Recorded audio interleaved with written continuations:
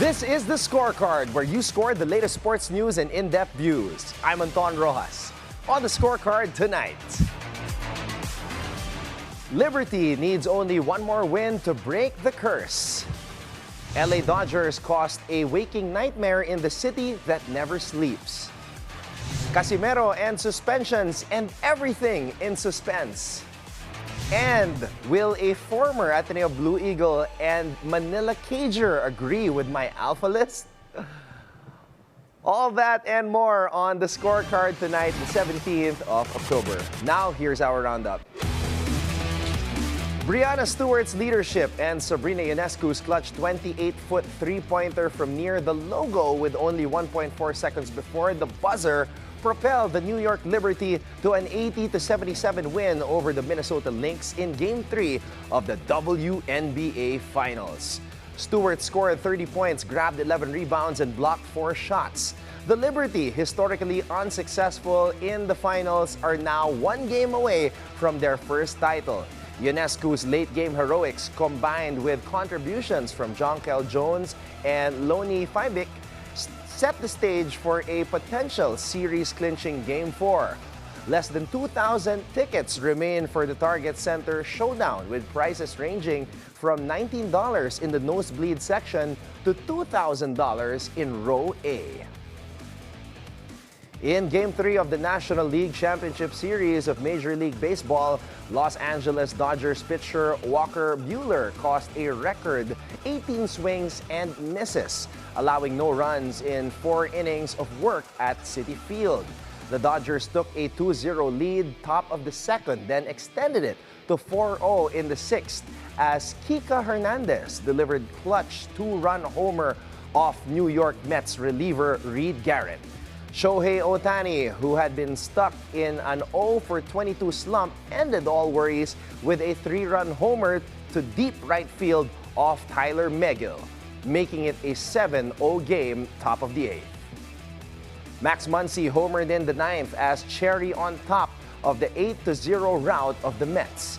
This thrashing helped the Dodgers rest their high-leverage arms and prepare for chilly games 4 and 5 in Queens before heading back to LA for Game 6 or to prep for the World Series.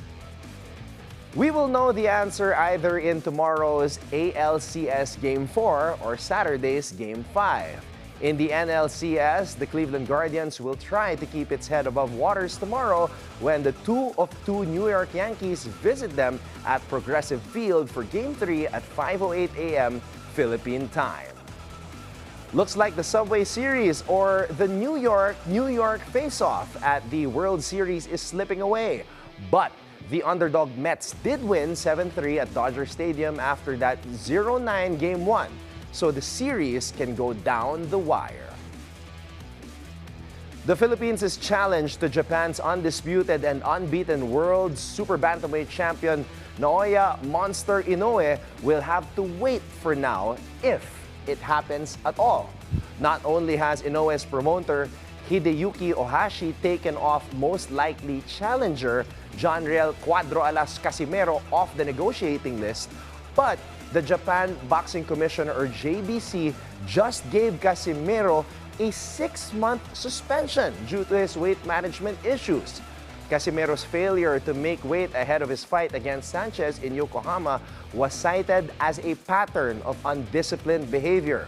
The suspension is expected to be enforced worldwide, affecting regions with recognized boxing commissions. Casimero's career has been marred by several issues, including his 2022 WBO bantamweight title loss and his 2014 IBF light flyweight title loss. The suspension may not have a full impact immediately, as Casimero's fight against Sanchez ended with a decisive first-round TKO. Now, while on the same topic, the NCAA has denied the appeal of Colegio de San Juan de Letran regarding the suspension of Rookie of the Year and MVP candidate Jimboy Estrada. Estrada was ejected against perpetual help following 2 flagrant fouls called on him. Estrada will serve his suspension in the night's game versus the Mapua Cardinals tomorrow and during the season-ending awards ceremony when he can neither be Rookie of the Year nor MVP. The Cardinals will also miss the services of Mark Igliane, whose suspension stems from hazardous impact on an airborne Gerald Manacho of the EAC Generals last Tuesday. JRU coach Luis Gonzalez is also suspended for storming onto the court and angrily confronting game officials whom he believed missed a foul by Mapuan Ivan Panapanaan on his player Marvin Raimundo. And in the UAAP, UST is reportedly appealing to overturn the automatic suspension of Malian center Mo Tongkara. Tongkara was ejected during the fourth period of their 94-87 overtime loss to defending champion De La Salle yesterday at the SM Mall of Asia Arena. He was meted technical fouls for flexing over Nigerian center Henry Agunane and for taunting Mike Phillips. A suspension will disqualify Tongkara from any season-end awards.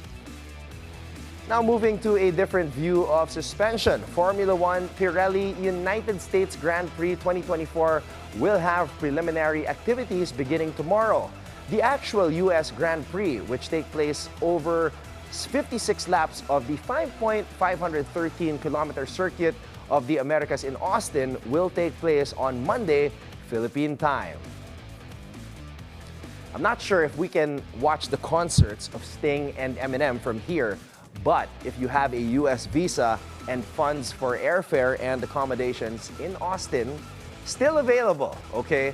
Tickets costs from $995 to $1,530. Now, the scorecard will keep you in suspense and tell you more about what happens on Monday. Okay, now for some good news closer to home. The Philippines, represented by the Adamson Lady Falcons, took two more teams victim in the ongoing Asian Universities Women's Softball Asia Cup in Taichung, Taiwan. At 12 noon today, the Philippines blanked Singapore 6-0 with runs by Mary Jane Libaton, Roma Cruz, Remily Herrero, May Joy Maguad, Rhea Villamin, and May Tubong Banwa. And impressive pitching by Gloria Alonzo and April Maninga, who allowed only one hit each. Then at 2 p.m., the Philippines denied South Korea any runs, 7-0, with runs by May Tubong Banwa, May Langa, Chastine Hover, Roma Cruz, Neo Mahinay, and two from Mary Jane Libaton, and awe-inspiring pitching by Jane Sige and Gloria Alonzo, who only gave up one hit between them. Here are the rest of today's games.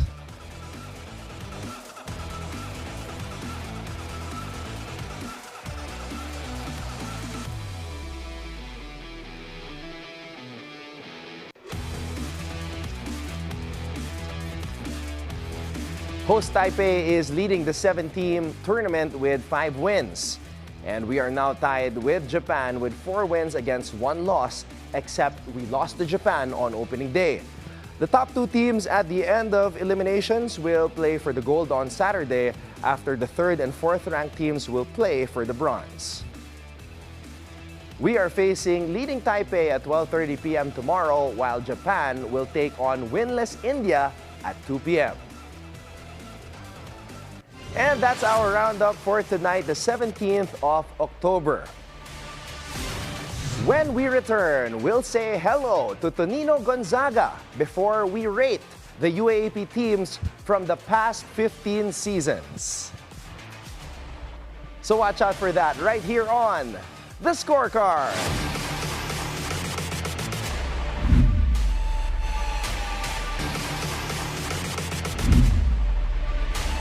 Playing 3x3 and 5-on-5, is it all the same to a guy who loves the ball so much? Well, tonight we get to ask that and more from our guest. Let's welcome to BNC Studios, from the UAAP 3x3 to the MPBL, an all-around hoopster, Tonino Gonzaga. Hey, Kaz, welcome. Welcome here to the show. Welcome to The Scorecard. It's good to see you, cuz. Thank you. Sa lahat ng mga nanonood, baka meron mga nagtataka dyan. Why am I calling him cuz? So we're actually cousins. So our moms are cousins, and yung nanay niya, si Ninang Rose. Hi, Ninang. If you're watching, she's actually my Ninang. So yeah, that's why I call this big guy right here, si Tonino, cuz. So let's get right to it. You're known as a 5-time UAP champion. Tatlo lang kayo. It's just you, Nico Salva, and Justin Chua. You started the whole 5-peat for Ateneo. But you play right now in the MPBL. Unfortunately, yung team nyo na sobrang lakas, ang daming hype, unfortunately got eliminated in the MPBL. Talk about your experience there kasi grabe rin ang bakbakan doon sa MP. Yes, I was playing with Greg and Raba and a lot of players in the UAAP that I used to play against, like Carl Brian Cruz, Mike Tolomia, and a couple of friends of mine like Josh Toralba. We were a strong team, but the competition is also strong in the MPBL, so I guess that bilog ang bola, so that's why we lost. It's been a while since you last played in the UAAP, but up to now, there are a lot of players in the MPBL na even though they're like in their 40s, naglalaro pa rin. So talk about the opportunity na naibibigay ng MPBL para sa mga basketball players to still play at, at later stages of their career. Yeah, well, actually, I think they give so much jobs to basketball players. Before, when I was playing in college, I didn't know where to go if I wasn't gonna go to the PBA. But now I think there's a much better opportunity for everyone to pursue professional basketball after college because of the MPBL. All right. Cuz, let's talk about your basketball journey. It's a very interesting one. You played all over Asia. You even got into 3x3. So after the UAAP, what was your plan and where did basketball take you? Well, after college, I played in the ABL, the ASEAN Basketball League, in Bangkok, Thailand. And then I came home, worked in a bank, and then worked in Call Financial, where I work now.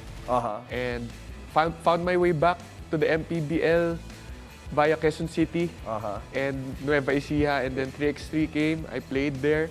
And tuloy-tuloy na, PBA, and then now back in the MPBL. Grabe, ano? I just want to ask this because, being a 5-time champion in the UAP, I'm sure a lot of people are wondering, bakit hindi nag-apply sa draft si Tonino Gonzaga? For you personally, have you ever addressed that? And why didn't you take your shot in the PBA? There were a couple of times, probably in college, I should have. I guess it was a lack of confidence and also a different type of market before. It was a team's market. It was a very tight job market for a basketball player before, after college. I guess that increased my doubt in terms of if I was gonna be able to play professionally or not. So when the MPBL came, that's what changed everything. At least I knew that there were teams that were looking for players and that I would be able to play. Because in college, I didn't have that opportunity, so I wanted to experience playing on the court as well. So now, like, grabe, ano? Greg Slaughter, Raba Al-Husseini. I mean, Raba, at one time, was the MVP of the UAAP. So for you guys to be reunited, it's just crazy. Cuz, have you been tuning in to the UAAP? It's insane right now. The games are on prime time. So what are your thoughts, especially with, your school, Ateneo? I mean, not where they want to be right now. What are your thoughts on them? Well, I'm happy with the way they're running the program. I can see that they're still in a lot of games. So I think that's a cycle that normal college teams go through, and it's a competitive market right now in college. A lot of other teams have aggressive recruitment style, and Ateneo also is trying to recruit around their system, but I think in the next few years they'll be okay, and they're taking shape right now in the second round. So recruitment talaga, no, is a big factor. LaSalle and UP, the two teams that many people are saying na maglalaban ulit sa finals, their recruitment has been insane. Your thoughts on those two teams? Well, everybody thinks that they're going to have a rematch of last year's finals, and they're just super entertaining to watch. Yeah. So many talented players, high-flying players, also the most skilled players I've ever seen play. Yeah. Kevin Cambao, Kagulangan, Francis Lopez, and a lot of the wingmen in both teams are really talented. Who's your favorite player now to watch in the UAAP? Probably Jared Bahay, I'm gonna have to say. Jared Bahay. So sticking to home, Tonino Gonzaga, through Blue Atenean. All right, we are gonna do this once again. Cuz, sit tight, and we will engage each other with this latest edition of what I like to call Anton's Alpha List. So since you are here, since you are a UAP legend, look at this. Look at all the pictures. Look at Norman Black. Boss Paulo Trillo is there. Look at that. That's Jeric Fortuna and Kevin Ferrer. My goodness, I haven't seen that picture in years. But here we are, Anton's Alpha List. This is a brand new edition at ang gagawin po natin dito, we're not going to rank the top 5 players, but we will be ranking the top 5 champions in the past 15 UAAP seasons. Past 15 lang ha. I don't want to hear no, where is the team of Coach Olsen Rosella? Where is the team of Coach Jericho Deniera? Where is Christian Luanzon of UST? No, we are just going to check out the top 15 or the top 5 teams in the past 15 years in the UAAP starting from 2008 or season 71. That was the first year of the 5-peat. So let's go to number 5. Give it to me, baby. Here we go.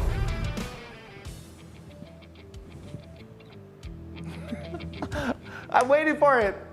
The first, number 5, UP. I will go with UP. Of course, ang pinag-uusapan natin dito, there we go. 2022, Season 84, Goldwyn Monteverde. Richie Rivero was there on that team. Carl Tamayo now playing in Japan. So they are my number 5, but they're not number 4 because at number 4, the 5-peat. Eto, Ateneo 2012. And a lot of people might be saying, why aren't they number 1? And I will explain later on. Let's go to number 3. Okay? Bring out number 3. It is the De La Salle University team of Coach Aldin Ayo. You had Ben Embala on this team. Jeron Teng was the finals MVP again. Aljun Melesio was there. This was a very solid team. And even though I'm Lasallian, unfortunately, to any of the Lasallians watching right now, they are not number 1 or not number 2 to me. Because number 2 right now, give it to me right here. Bang! The Ateneo Blue Eagles. First team to sweep the UAAP 16-0. Ito yung pangatlong championship. Thirdy Ravena, Tav Baldwin was the head coach. Of course, Mike Nieto was on the team as well. Anton Asistio, Isaac Go, Angelo Kawame. Such a solid team. But of course, to me, the greatest champion team in the past 15 years in the UAAP, put it up there. Of course, it had to come from the 5-peat. Okay, and I think, and Tonino, you can talk to me about this. I think the 4th champion team from the 5 was the strongest team from your Ateneo 5-peat. Cuz, join me here on the big screen right now to discuss itong top 5 UAAP champions in the past 15 seasons. And actually, Tonino also gave his top 5. And let's see kung medyo parehas yung mga pinili ko sa napili niya. Alright, your thoughts first, Cuz. Well, I think it's a good list. It's really tough to determine. Especially, hindi naman naglaban-laban yung mga teams na yan. So, it's really tough to determine which team is better. And there are different eras, like we discussed a while ago. But I guess we have to go with relative to the opponents that season, right? Yeah. Okay, so let's bring out one of the teams that I think na hindi naman kasama sa aking listahan, but you put them in, and I was very interested with this. So kindly bring out Tonino's top 5 here. Of course, he played in the UAAP, I didn't, so he has a better assessment on which teams were really the best, which champions were the best. So eto, DLSU 2013 UAAP Season 76. Walang foreign student athlete on that team. Arnold Van Opstal was there. Norbert Torres, a young Robert Bolick was there. Jeron Teng, King Archer, sophomore. Why did you include that team in your top 5, Tonino? I really like the sibling rivalry in play in the finals when Jeron and Jeric were playing against each other, and you saw the heart that DLSU had to pull through for this championship. And I also knew some of the players there. I went against some of the players. I think they deserve to be in the top 5 since 2008. And I will give a huge shout out to the coach of that team, who was my coach in high school, Coach Juno Sauler. Really had those players ballin' despite not having the presence of a foreign student athlete. L.A. Revilla was also on that team. Almon Vosotros. Shout out to all the Lasalians, all the Green Archers who were on that squad. Let's bring out the other teams because when Tonino submitted this list, nakita nila na these other teams were also part of my list. So medyo nagkaiba lang ng konti. Mine is a little bit higher. Tonino's is here. What did you think about this team, Tonino? Well, I think it was one of the most dominant teams when they were playing in a per game basis. Some games they really blew out some teams because of their mayhem defense with Coach Aldin, and they brought back the press of that LaSalle was really known for before, so it was really enjoyable to watch, and they're really dominant that year. Yeah, that was a solid team. They had Big Ben Mbala coming in from Cebu, and of course that huge life-changing dunk at one point with the lob from Thomas Torres. Let's bring out the other teams here, and I think this team is ranked higher. Eto, you put UP at number 3, cause why do you think this UP team is stronger than these two? Well, I base it on how I remember them play in the finals, and I think they overcame a lot of adversity that time. They haven't won, I think, in a while. Yeah. Since 1986, actually. And the crowd was really rallying behind them. They're going up against a really strong Ateneo team, and they're actually really talented, and it's just now that we're realizing how talented that UP team is. Seeing where all their alumni are playing and also still playing right now, like JD Kagulangan, who hit the really iconic shot and made the pass to Malik Diouf the play before. So I think they really battled it out, unfortunately, against our Ateneo Blue Eagles. So how are you feeling when JD made that shot bilang isang Atenista? Honestly, I was amazed. That's coming from an Atenean. He made the right read following the pick and roll play where he passed it off to Malik Diouf. So he ran the pick and roll the same spot, and he was open for the 3, and he took it without hesitation. All right, let's bring out the last two right here. So we're the same. But this team, hindi natalo to eh. This was 16-0, the first team to do it. And there's gonna be a debate here. Could we bring out the number 1 team as well? Obviously, it's also gonna be this one, the 2011 and the 2019. There's a debate. Which of these Ateneo teams is the better team? Let's say magharap yung dalawa. Honestly, para sa'yo, I don't know if we can beat the 2019 team. I mean, because you had Greg. They're really talented. Greg in his collegiate prime. 30 was really playing well that year. He was unstoppable in the finals. I don't know anyone who can stop him from my team, but I guess it's a team effort. And what kind of competitor would I be if I wouldn't say our 2011 or whichever team in the finals can't beat this team?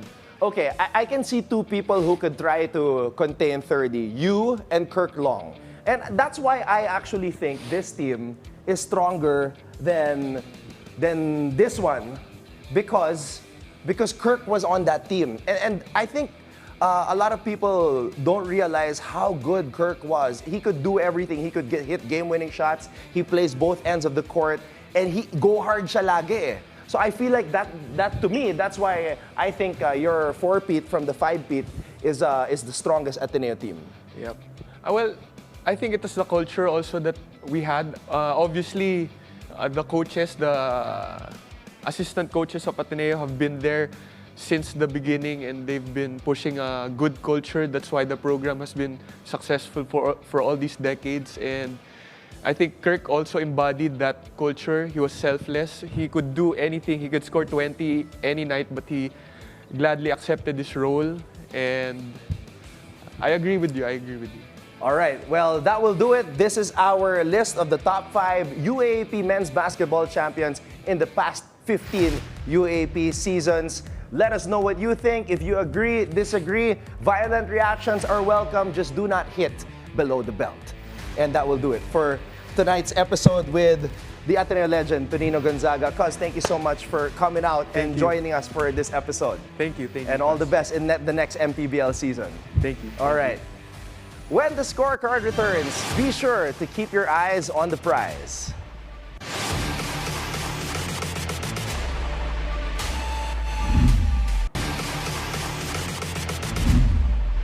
Welcome back to the scorecard. It's time to keep your eyes on the prize. We'll break down the upcoming matchups to deliver key insights that might just give you the edge that you need to stay ahead of the game. It's Game 5 of the 2024 PBA Governor's Cup semifinals. The series is tied at 2-2 and it's all set for a clash tomorrow, October 18 at 5 p.m. at the Henares Center in Antipolo. It's the San Miguel Beermen going head-to-head with the Barangay Ginebra San Miguel in a thrilling battle. And what a thrilling game for the San Miguel Beermen it was as they pulled off a fantastic 131-121 victory over Barangay Ginebra to tie the series at 2-2. San Miguel displayed a dominant second half, outscored Ginebra in the third quarter, and never looked back. Thanks to an outstanding performance by Junmar Fajardo, who led the Beermen with 29 points on 12 of 15 shooting and rebounding like a beast with 16. Fajardo's effort was crucial in tying the series and avoiding a potential 1-3 deficit. Fajardo's strong showing redeemed him after a quiet Game 3 where he scored just 12 points. San Miguel showed incredible balance with EJ Anosike adding 27 points and 11 rebounds, while CJ Perez contributed 20 points, 7 assists, and 6 rebounds. The Beermen led by as many as 20 points in the fourth quarter, showcasing their offensive firepower. Now on the other side, Ginebra relied heavily on Justin Brownlee, who exploded for 49 points. Brownlee's incredible game included 17 points in the third quarter alone, but wasn't enough to overcome San Miguel's offense. Scotty Thompson added 15 points, while Stephen Holt contributed 17, but Ginebra struggled to match the Beermen's scoring outburst. San Miguel's high-scoring affair in Game 4 saw them outscore Ginebra 37-29 in the third quarter, paving the way for their victory. With the series now a virtual best-of-3, the tension is high as both teams look to gain momentum. With the stakes this high, both teams will leave everything on the court. San Miguel looks to break the trend of alternating wins, while Ginebra seeks to regain control of the series. It's sure to be an electrifying game, so don't miss out. Then later at 7:30 p.m. also at the Henares Center in Antipolo, we've got another showdown as Rain or Shine Elasto Painters battle for the final spot with the defending champion TNT Tropang Giga. TNT is just one win away from a return to the finals. The leading series 3-1 after heart-stopping 81-79 victory in Game 4. In a tight game, Ronde Hollis Jefferson once again proved why he's the reigning best import, putting up a dominant performance with 23 points, 19 rebounds, and 5 blocks. He was a force on both ends, making clutch plays that secured the win for TNT. With less than a minute left, Hollis Jefferson delivered a go-ahead dunk and then swiped the ball from Rain or Shine's Jonard Clarito, denying any chance of a comeback. It was sweet redemption for him after a potential game winner slipped away in Game 3. Rain Batak also stepped up with a double-double, 15 points and 11 rebounds, adding to TNT's incredible depth. And Jason Castro's return, scoring 9 points despite nursing a knee injury. This team is deep, experienced, and hungry for another title. But don't count out the Elasto Painters just yet. Talk about putting in the work. Aaron Fuller was an absolute beast in Game 4 for Rain or Shine, delivering a monstrous double-double with 22 points and 18 rebounds. He was a relentless force on the boards, grabbing everything in sight, and kept the Elasto Painters right in the thick of it. And Santi Santillan added 11 points. This team is tough, and they've proven they can hang with the best. They came so close to a win, but unfortunately, Gian Mamuyak's potential game-tying shot rattled off the rim, and Clarito's rebound was stolen by none other than Hollis Jefferson. With their season on the line, you can bet rain or shine will throw everything they have into this Game 5 to force a Game 6. TNT is the slight favorite here, but it's a nail-biter of a series, and anything can happen on a Friday night. Get ready for high-stakes PBA action. And that wraps up tonight's thrilling matchup. Be sure, and as always, to keep your eyes on the prize. Before we go, think on this. From Lynx legend Maya Moore, she says, softball is like love. You have to give it your all, or you'll never truly experience its beauty. And with that, thank you for joining us tonight. We'll see you again here tomorrow on The Scorecard, where sports is our business and business is our sport, right here on the Billionario News Channel. This has been Anton Roxas. Have a blessed evening. Good night.